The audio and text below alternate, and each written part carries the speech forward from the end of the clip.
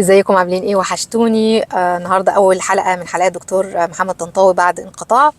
هنتكلم عنوان المسابقه عن الفيرمنتد فود او الاكل المتخمر او الاكل الناتج عن عمليه التخمير. عمليه التخمير عمليه قديمه جدا، يمكن بقى لها اكتر من 7000 سنه. الناس كانت بتستخدمها عشان تطول من عمر الاكل، صلاحيه الاكل. ما كانش فيه الثلاجات والحاجات بتاعتنا. وبعدين العلماء بداوا يكتشفوا فوائد كتيره، لقوا ان في بعض الميكروبات دي بتطلع مواد زي مضاد حيوي بتقتل البكتيريا الضاره في الامعاء عندي. لقوا كمان ان في نوع من الميكروبات الموجوده دي عباره عن بروبايوتكس، اللي هو البكتيريا النافعه اللي انا جسمي محتاجها او امعائي محتاجينها وليها فوائد هنتكلم عنها. لو كمان ان عندها مواد تحول البكتيريا الضاره الى بكتيريا نافعه، بتطلع مواد بتدي طاقه للخلايا بتاعه القولون عندي، وبتحافظ على البيئه عشان تقدر تشتغل فيها البكتيريا النافعه. الاكل اللي ناتج عن عمليه التخمر صراحه في العالم كله لما قريت لقيت ان كل حاجه اتخللت او اتخمرت، يعني اللحوم، الاسماك، البقوليات، الحبوب، كله عملوا له عمليه تخمير. اشهرها حاجه عندنا احنا بقى، اول حاجه تخمير اللبن عشان يعمل جبنه زي الجبنه الجوده والجبنه الشيدر. تاني حاجه الزبادي اللي متصنع في البيت. تالت حاجه المخلل. وفي شرط للمخلل ان يكون متصنع في البيت، مش بنشتريه من بره، لان المخللات الموجوده في السوبر ماركت ما بتتخللش.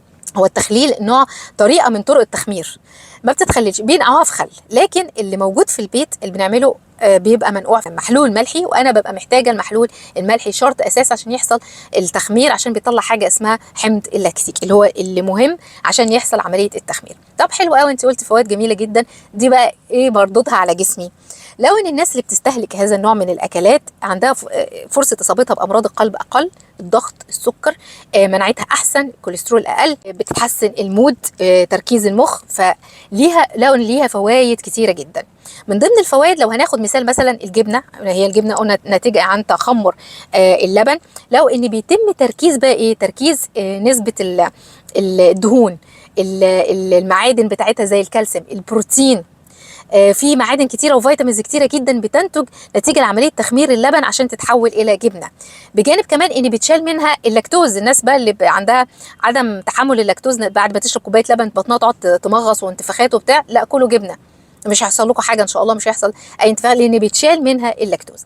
اذا كل الجايد لاينز او الناس اللي بيحطوا لنا ناكل ايه وما ناكلش ايه قالوا ان احنا محتاجين ندخل الاكل الناتج عن عمليه التخمير او التخمر في نظامنا الغذائي بشكل اسبوعي. بنراعي طبعا ان احنا لازم نكون معتدلين، وبنراعي كميه الملح. مثلا لو هناخد مخلل، دايما الاعتدال، احسن حاجه الاعتدال، ان احنا نبعد تماما عن الافراط في اي حاجه. ونيجي بقى دلوقتي للسؤال بتاع المسابقة. قولوا لي ايه الشرط الاساسي اللي لازم يكون موجود اثناء عملية تخليل المخلل عشان اقدر اقول ان ده حصل له عملية تخمر واستفيد بكل الفوائد بتاعة الاكل المتخمر؟